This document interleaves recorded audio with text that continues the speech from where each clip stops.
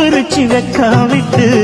ஆசையில தொட்டு புட்டேன் நெஞ்சுக்குள்ள ஜல்லிக்கட்டு புடிவாரமானே ஒரு கடிவாளம் போட்டேன் மலை நாட்டு தேனே ஒன்ன மடி மேல சாச்சேன்